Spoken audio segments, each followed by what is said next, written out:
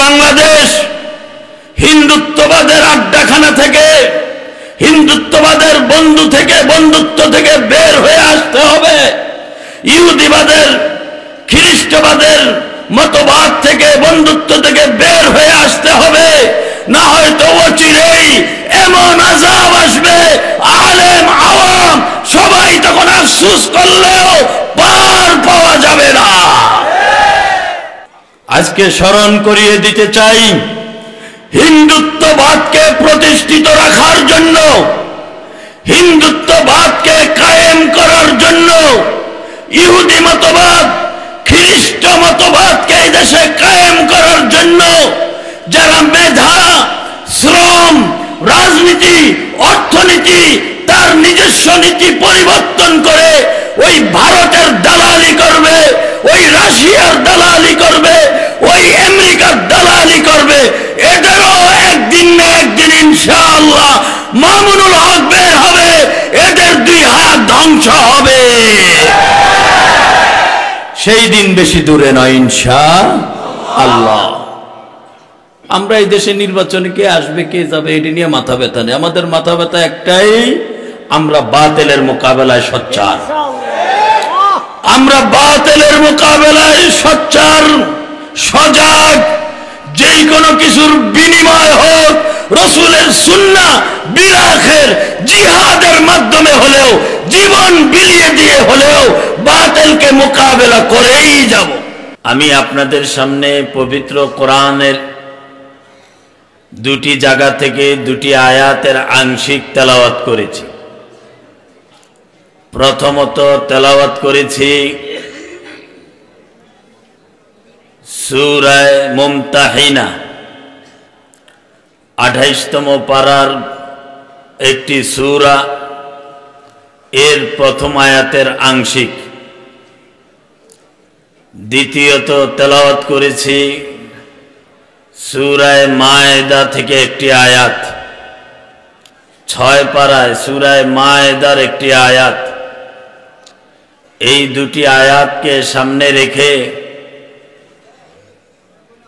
নির্দিষ্ট সময়ের মধ্যে সংক্ষিপ্ত আলোচনা। আল্লাহ আমাদেরকে কোরআন দ্বারা উপকৃত হওয়ার তৌফিক দান করুন, ফায়দা ইস্তেফাদা হাসিল করার তৌফিক দান করুন। সূরা মায়েদায় আল্লাহ ইরশাদ করেন, ইয়া আইয়ুহাল্লাযীনা আমানু লা তাত্তাখিযুল ইয়াহুদা ওয়ান নাসারা আউলিয়া। হে মুমিন, দুনিয়া সব মানুষকে ডাকে নেয়, যারা আল্লাহ বিশ্বাসী, নবী বিশ্বাসী, তাদেরকে আল্লাহ তাআলা কোরআনে মুমিন বলেছেন। ইয়া আইয়ুহাল্লাযীনা আমানু, হে মুমিন, লা তাত্তাখিযুল ইয়াহুদা ওয়ান নাসারা আউলিয়া। ইহুদি খ্রিস্টানদেরকে বন্ধু বানাইও না। বুঝছেন নি আপনারা? কথাকার জোরে বলেন, ইহুদি খ্রিস্টানদেরকে বন্ধু বানাইও না। ইহুদি খ্রিস্টানরা বাযুহুম আউলিয়া ও বাদ, তারা পরস্পরের বন্ধু, তোমাদের নয়। ওয়ামান ইয়াতাওয়াল্লাহুম মিনকুম ফাইন্নাহু মিনহুম, যারা অভিভাবক হিসাবে, বন্ধু হিসাবে ইহুদি খ্রিস্টানদেরকে গ্রহণ করবে, তার মুসলমানিত্ব থাকবে না, সে ইহুদি খ্রিস্টান হিসাবে গণ্য হবে। বুঝতেছেন কথা? কথাকার আল্লাহ।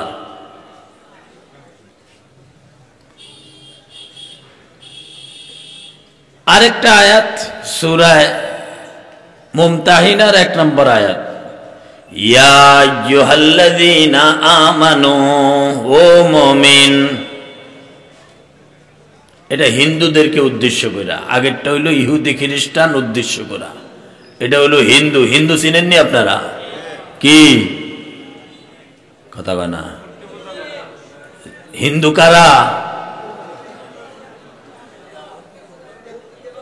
মূর্তি পূজা করে যারা তারা। হিন্দু কারা? জোরে বলেন। হিন্দু কারা? মূর্তি পূজা করে যারা। হিন্দু কারা? বাবরি মসজিদ ভাঙছে যারা তারা। হিন্দু কারা? গরু জবাই করলে মুসলিম হত্যা করে যারা তারা। হিন্দু কারা? কাশ্মীরে যারা হত্যা চালায় তারা। হিন্দু কারা? গুজরাটে যারা হত্যা চালায় তারা। হিন্দু কারা? যারা বাংলার মুসলমানকে হিন্দু বানাইতে চায় তারা। হিন্দু কারা? মূর্তি পূজা করে যারা তারা। এখনো কি চিনান বাকি লাগবো আরো? ভগবান ভগবান, হরে রাম হরে কৃষ্ণ। ইহুদি কারা? ইসরায়েলের ইহুদি ফিলিস্তিনে হামলা চালায় যারা তারা। কথা ঠিক? ইহুদি কারা? মসজিদে আকসায় হামলা চালায় যারা তারা। ইহুদিরাও মুসলমান মারে, হিন্দুরাও মুসলমান মারে, রসুনের গোড়া এক জায়গায়। চিনছেন আপনারা? ইহুদি কারা? মসজিদে আকসায় হামলা করে যারা তারা। ইহুদি কারা? ফিলিস্তিনের নিরীহ মানুষ মুসলিমদেরকে হত্যা করে যারা তারা। খ্রিস্টান আমেরিকা কারা? আফগানে হাজার হাজার মানুষ হত্যা করেছে যারা তারা। খ্রিস্টান কারা? ইরাকে হাজার হাজার মুসলিম হত্যা করেছে যারা তারা। কি আপনারা বুঝ পাইতেছেন? আল্লাহ তাআলা কোরআনের মধ্যে মুসলিম সতর্ক হও, সতর্ক হও। ওয়ালান তারদা আনকাল ইয়াহুদ ওয়ালান নাসারা হাত্তা তাত্তাবিআ মিল্লাতাহুম। আল্লাহ বলেন কখনো ইহুদি খ্রিস্টানরা সন্তুষ্ট হবে না যতক্ষণ পর্যন্ত মুসলমানিত্ব ছেড়ে দিয়ে ইহুদি খ্রিস্টান না হইবা। এই কথাগুলি কার? আল্লাহ। আপনি কি দিয়ে খুশি করবেন? চুক্তি কইরা? ট্রান্সজেন্ডার, হিন্দুত্ববাদ, ব্যাঙ্গের লাভ, তিরিং তিরিং সাইকেল চালাও, বাউয়া ব্যাং, এই সেই এডি শিখায়া হিন্দুত্ববাদকে খুশি করবেন? এরা খুশি হবে না যতক্ষণ পর্যন্ত মন্দিরে গিয়া এদের দেবদেবীর সামনে মাথা নত না করবেন। আর এরা পারলে তো তিলক লাগাই দেয়। কথা কয় না? প্যারে হাজিরিন, এই জন্য কোরআনের দুটি জায়গা থেকে দুইটি আয়াত তেলাওয়াত করেছি। সূরা মায়েদা আল্লাহ বলেন, ইয়া আইয়ুহাল্লাযীনা আমানু লা তাত্তাখিযুল ইয়াহুদা ওয়ান নাসারা আউলিয়া। ইহুদি নাসারাদেরকে বন্ধু বানাইও না। কত সুন্দর কইরা মায়াবী ডাক দিয়া, ও মুমিন, ও মুমিন, তুমি তো আল্লাহ বিশ্বাসী। ও মুমিন, তুমি তো নবী বিশ্বাসী, নবী প্রেমিক। তুমি নবী প্রেমিক যদি হও, ইহুদি নাসারাদেরকে বন্ধু বানাইও না। ইয়া আইয়ুহাল্লাযীনা আমানু, মুমতাহিনা আল্লাহ বলেন, ও মুমিন, তুমি না মুমিন।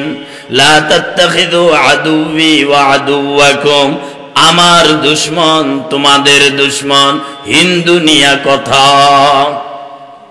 আয়াতের মধ্যে হিন্দুদের কথা না থাকলেও শানে নুজুল হাতেব ইবনে আবি বালতাআ, এই আয়াতের শানে নুজুলের যিনি মূল সাহাবী, যাকে কেন্দ্র করে আয়াত, হাতেব ইবনে আবি বালতাআ রাদিয়াল্লাহু তাআলা আনহু, যিনি বদরের যুদ্ধে সাহাবী। আল্লাহু আকবার বলেন। যিনি সশস্ত্র অস্ত্র হাতে নিয়ে জীবন বাজি রেখে ইসলামের জন্য জিহাদ করেছেন। এটা সবাই পারে না। পারে নাকি? সহজ? জীবন বাজি রাখা সহজ? জেলখানার বই তো মৌলবী চুপ হয়ে গেছে গা। জেলখানার বই তো দেশ, গোটা দেশ মৌলবী না, বিরোধী দল সব স্তব্ধ। একদম ঠান্ডা, একদম ঠান্ডা পরিবেশ। 313 জন আল্লাহ তাআলা কোরআন শরীফে সূরা আলে ইমরানের মধ্যে ফি ফিআতাইনিল তাকাতা ফিআতুন তুকাতিলু ফি সাবিলিল্লাহ ওয়া উখরা কাফিরা এই আয়াতের অনুকূলে ইমাম জালালউদ্দিন সুয়ুতি তার তাফসীরে জালালাইনের মধ্যে লেখেন জালালাইনের মধ্যে লেখেন সামানিয়াতু সুয়ুফ 313 জনের হাতিয়ার ছিল 8টা, তলবারি ছিল 8টা। কয়টা? 313 জনের কাছে অস্ত্র 8টা তরবারি, মাত্র 8টা তরবারি। ওয়াসিত্তু আদরুইন, আর 6টা ডাল, ওই যে ঠেকায় না ডাল, 6টা ডাল অস্ত্র।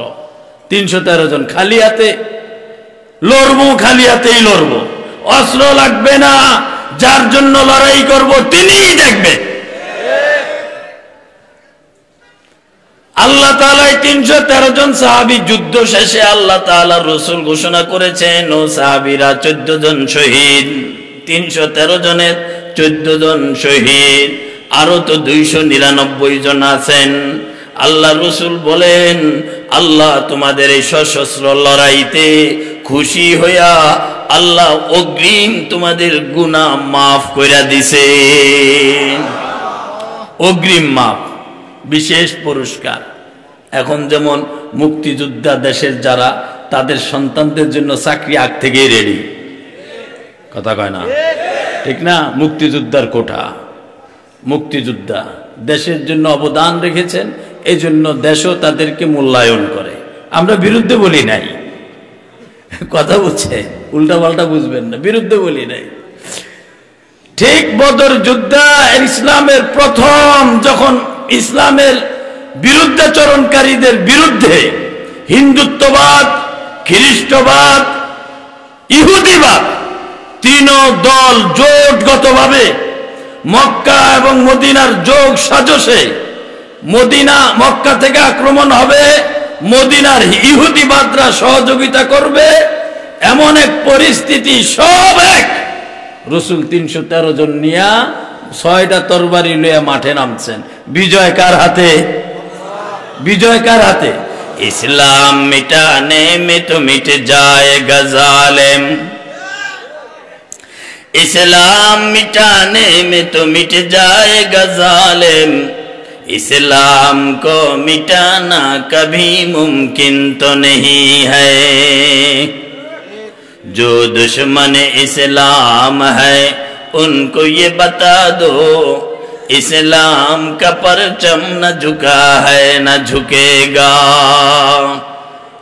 गर्दन पे छुरी फेरो या सर पे नेजा रख दो, हर हाल में हमको तो कुरान सुनाना है। মক্কায় ছিল হিন্দুত্ববাদের আড্ডাখানা, মদিনা ছিল ইহুদিদের আড্ডাখানা, তার পাশাপাশি খ্রিস্টান সংখ্যায় কম। কথা বুঝছেন না আপনারা? আল্লাহ তাআলা হাতেম ইবনে আবি বালতা রাদিয়াল্লাহু তাআলা আনহুকে ডাক দিয়া রাসূল বললেন, হাতেম, মক্কা স্বাধীন করা লাগবে। কথা বুঝছেন কিনা? মক্কা স্বাধীন করা লাগবে।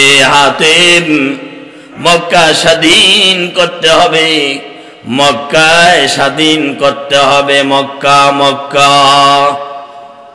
তোমার নাম আমি লিপিবদ্ধ করলাম, লিস্টভুক্ত করলাম।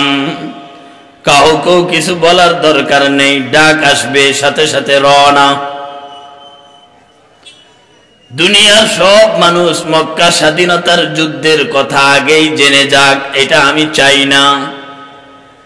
কারণ মক্কাবাসীরা যদি জানে আমি মুহাম্মাদের নেতৃত্বে মদিনা থেকে মক্কা দখল করা হবে, তাহলে তারা প্রতিরোধ গড়ে তুলবে।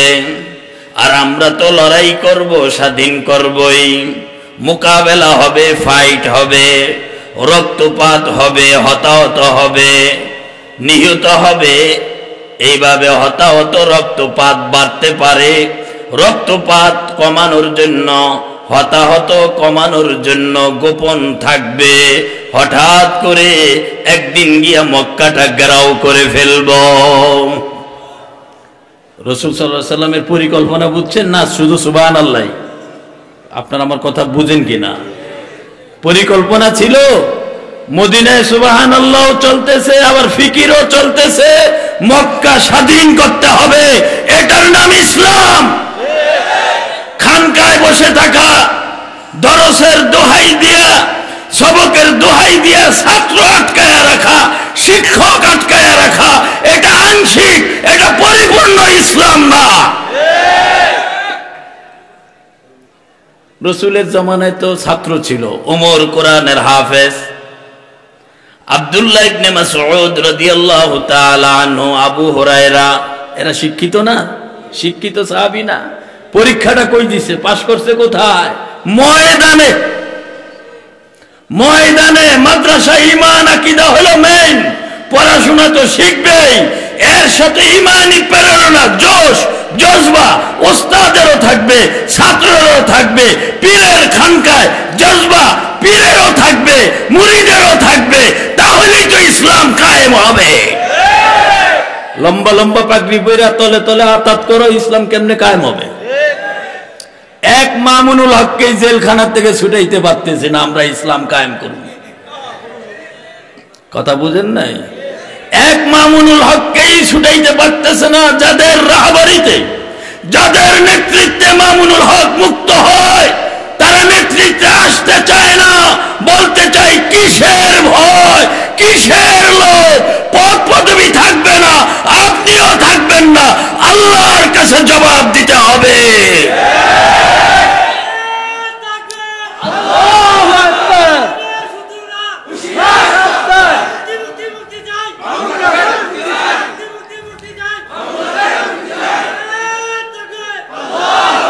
প্যারা হাজিরিন, মক্কা হইল হিন্দুত্ববাদের আড্ডাখানা, মক্কা হইল হিন্দুত্ববাদের আড্ডাখানা।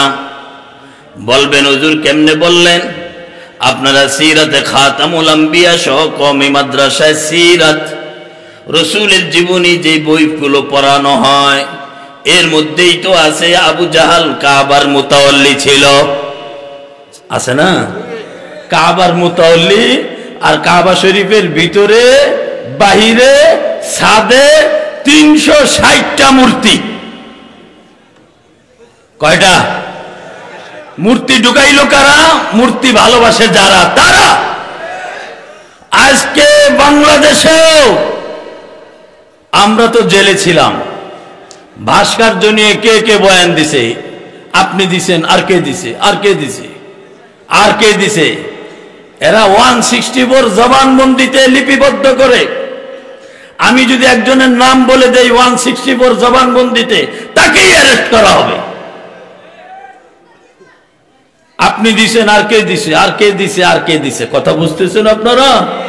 ভাস্কর্যের নামে যারা মূর্তি স্থাপন করতে চায়, এরাই হিন্দুদের দালাল, এরাই মূর্তি পূজারীদের দালাল।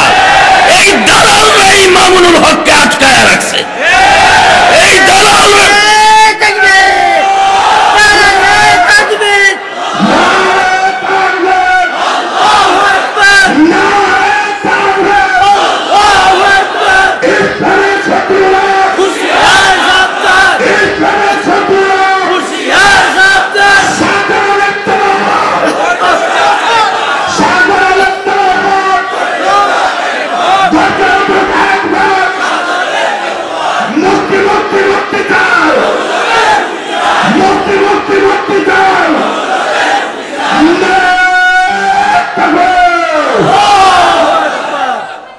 হিন্দুত্ববাদের আড্ডাখানা মক্কায়।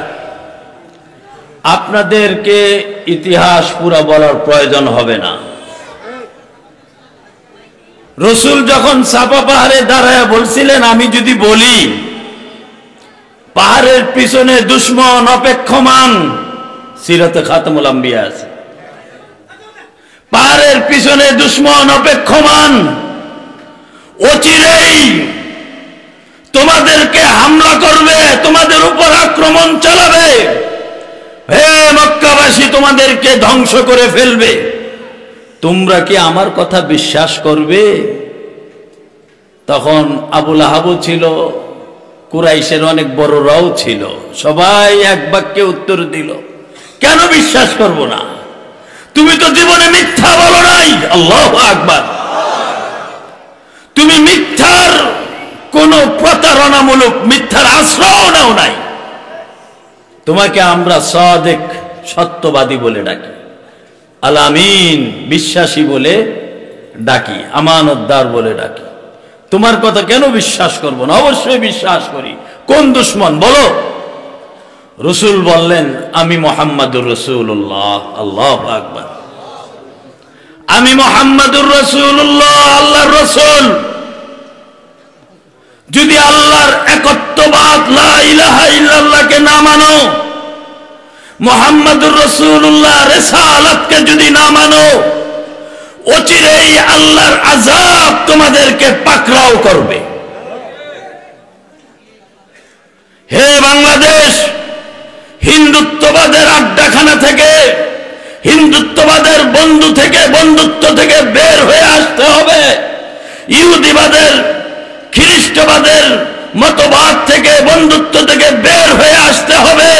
না হয়তো অচিরেই এমন আযাব আসবে, আলেম আওয়াম সবাই তখন আফসোস করলেও পার পাওয়া যাবে না।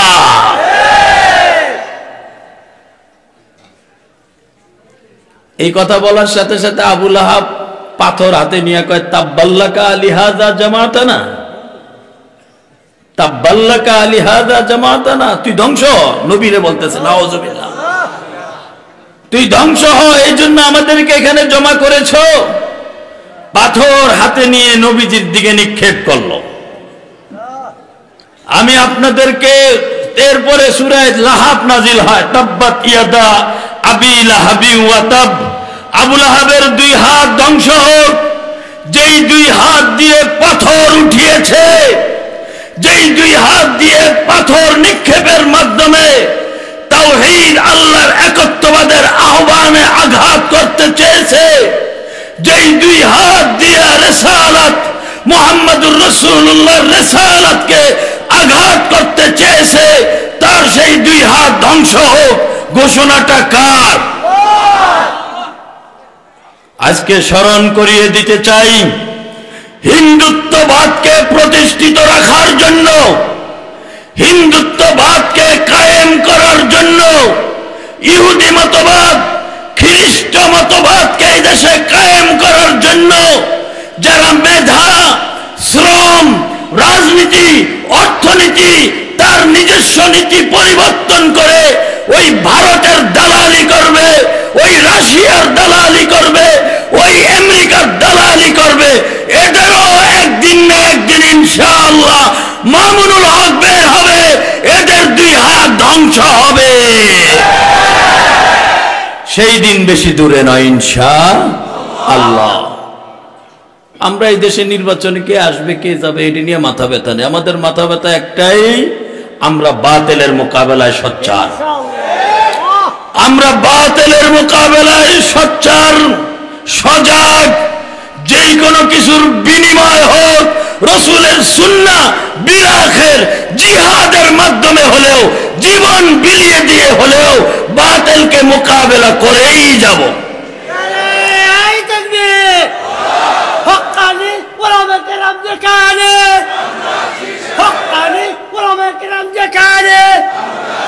ইসলামের শত্রুরা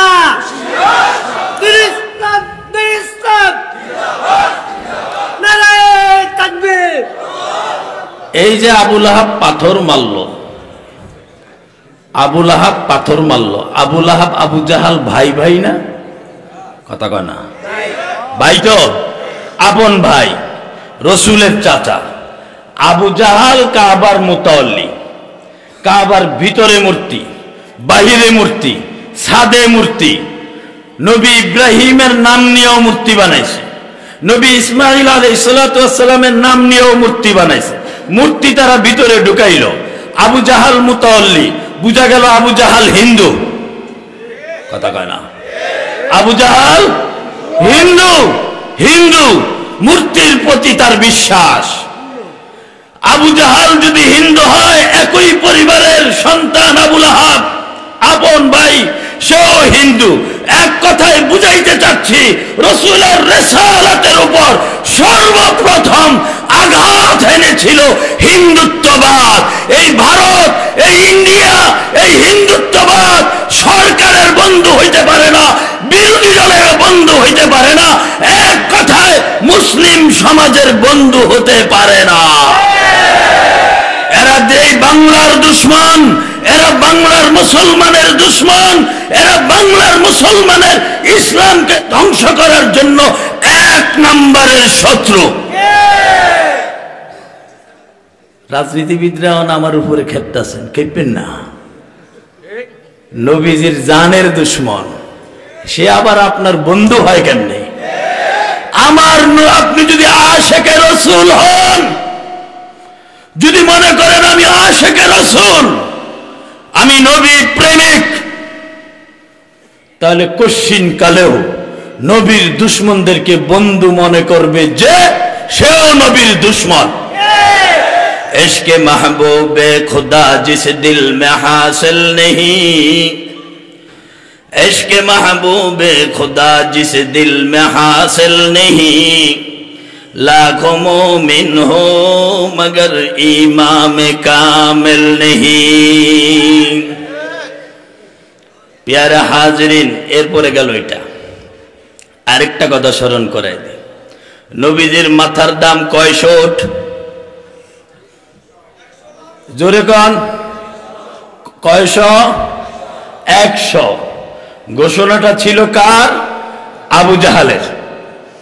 আবু জাহালের প্রথমত প্রস্তাব দিয়েছিল আবু তালেবের কাছে, ভাতিজা মোহাম্মদকে বলো, যদি মক্কার ক্ষমতা চায় ক্ষমতা দিয়ে দিব। হে ক্ষমতাধররা, শুনো, মসজিদে আসো, নামাজ পড়ো, আর কপাল ঘষে কালা বানাও, জান্নাতে যাইবা। ঈমান কলব ঠিক করো, কলবের কালিমা দূর করো। 100 মোহাম্মদ যদি ক্ষমতা চায় দিয়ে দিব, শর্ত কন্ডিশন একটা, দাওয়াতের মিশন বন্ধ, লা ইলাহা ইল্লাল্লাহু মুহাম্মাদুর রাসূলুল্লাহ, এই দাওয়াতের মিশন বন্ধ। 2, যদি সুন্দরী নারী চায় বিবাহ করায় দিব, শর্ত একটাই, দাওয়াতের মিশন, কথা বলেন আমার সাথে, বন্ধ। 3, যদি সবচাইতে ধনী হতে চায় মক্কার, বানায়া দিব, দাওয়াতের মিশন বন্ধ। প্রস্তাব 3টা, শর্ত একটা। আবু তালেব কয়, ক্ষমতা, টাকা আর সুন্দরী নারী পাইলে দুনিয়ার আর কি দরকার? কথা ঠিক না? আর কি লাগে দুনিয়ায়? পেয়ারা হাজিরিন, রাসূলুল্লাহ যখন ঘরে আসলেন, আবু তালেব প্রস্তাবটা দেওয়ার সাথে সাথে, খেয়াল করে শুনেন রাজনীতিবিদরা, জ্ঞানীরা, শিক্ষিত লোকেরা, ভালো করে শুনেন, আমরা আপনাদের ভোটের বিরুদ্ধে নয়, আপনাদের রাজনীতির বিরুদ্ধে নয়, তবে আপনারা যদি ক্ষমতাকে অপব্যবহার করেন, ইসলামের বিরুদ্ধে ব্যবহার করেন, তাহলে আমরা আপনাদের সাথে নয়, আপনাদের সাথেই হবে আমাদের জিহাদ, আপনাদের সাথেই হবে আমাদের লড়াই। কথাবার্তা স্পষ্ট। আমরা তো আপনাদেরকে নিয়েই নামাজ পড়ি, আনা ইমামুন লিমান হাজারা, ইল্লা করে তো আপনার ইস্তেসনা করি না, কি কথা ঠিক? প্যারা হাজিরি, রসুল বললেন, চাচা আবু জাহাল, আমার চাচা ক্ষমতা ভাতিজাকে দিবে, এটা তো সহজ। 1 নম্বর ধনী বানায় দিবে, রাষ্ট্রপ্রধানের জন্য এটা সহজ। সুন্দরী নারী বিবাহ করায় দিবে, এটাও সহজ। মক্কার এমন কোন পরিবার নাই যেই পরিবারে সুন্দরী নারী থাকবে, আর আবু জাহাল মুহাম্মদের জন্য প্রস্তাব পাঠাবে, এই প্রস্তাব নাকচ করে দিবে, এমন কোন পরিবার মক্কায় নাই। এগুলো তো সহজ দেওয়া, এর চাইতে কঠিন। আসমানের সূর্য আমার ডান হাতে যদি এনে দেয়, পারবে না। যদি এনে দেয়, চন্দ্র যদি বাম হাতে এনে দেয়, আমি সূর্য আর চন্দ্র যদি ডান আর বাম হাতে পেয়েও যাই, তবুও আমি মুহাম্মদ কালিমার মিশন বন্ধ করব